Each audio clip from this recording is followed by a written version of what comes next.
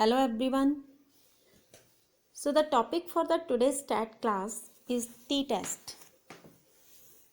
T-test is the other parametric test that we use for the hypothesis testing. Earlier we discussed the chi-square test that is also used for the hypothesis testing, but today we will discuss the t-test.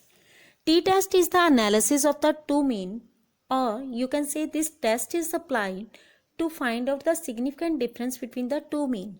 Means when we are having the mean of the two group and we want to find out whether that mean is significant or not significant, then we apply the t-test. And there is one criteria for the application of the t-test, like the sample you are using, it should be randomly selected. And we apply the t-test when the sample size is less than 30. But we can use the t-test also when if the sample size is more than 30 even.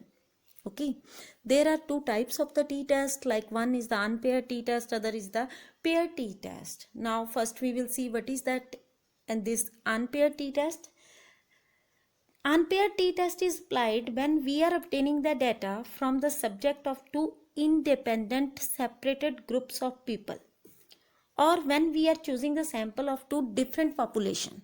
Okay, when we are having the two different population or two different groups, like we want to conduct any study on the third year and the fourth year, so we are taking the two groups, third year nursing student and the fourth year nursing student, or you can say you can take one college and the other college, so we are having the two groups population. When we are having the two different groups, then we apply the unpaired t-test.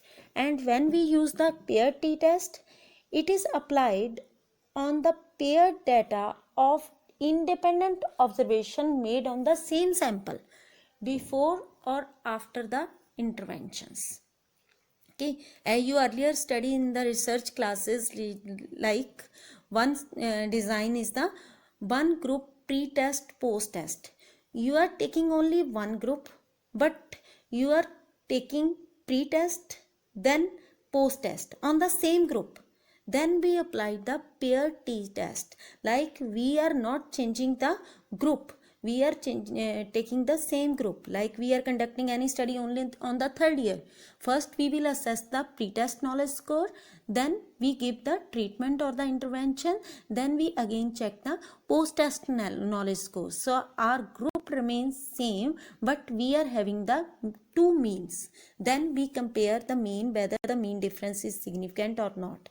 Then we applied the paired t-test. Now the next is we will see how we calculate the paired t-test and unpaired t-test. So first of all, the calculation of the paired t-test.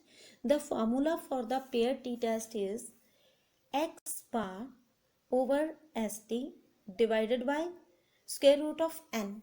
Okay, and the degree of freedom for the calculation of the paired t-test is the n minus 1. N is the number of the observations minus 1. Okay, we will see one example, like the weight of the 10 TB patient on admission and at the end of the 12-month treatment with some medicine is given below. You have to find out the gain of weight is statistically significant or not. Okay, so first of all we will make the null hypothesis. Our null hypothesis is the weight gain is not significant with medicine. So in first row we have given the weight at the admission time, and the second row the weight of the patients at completion of the medicine at 12 months. Okay, so we have to find out the gain of weight is statistically significant or not. So first of all we will find out the mean, and the formula for the mean is summation x over n. So first of all we need to find out the x value with these two observation. This is our x value, then the summation of the x value is the 40 divided by the number of observation, that is 10, and we found the mean is 4. So we have completed the first step. The second step is the calculation of the ST. And for the ST calculation, we already studied the formula is square root of summation x minus x bar square divided by n minus 1 or n. Okay, so first of all we will find x minus x bar. I already uploaded the video related to the calculation of the ST, so you can see it again for that calculation. So x minus x bar, then the square of the x minus x bar. In this way we calculated the summation of the x minus x bar square, that is 100. So put the values in the formula, that is the square root of x minus x bar, the calculated value is the 100, n minus 1, the number of observations are, total number of observations are 10. So 10 minus 1 is equal to 9. Then we found the square root of the 11.12. Don't miss the sign of the square root, here I missed it. Then the square root calculation is the 3.34. So we calculated the sigma, that is 3.34. Now apply the formula for the ST, that is the x bar over ST divided by square root of n. So our calculated x bar is 4, calculated ST is 3.34, and the total of number of observations are 10. So after the calculation we found the result is 3.6.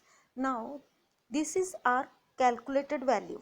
Okay, compare this calculated value with the table value, and I found that table value, that is already given in your books, table value is less than the calculated value, and we know when the table value is less than the calculated value, at that time we reject the null hypothesis. So here we reject the null hypothesis.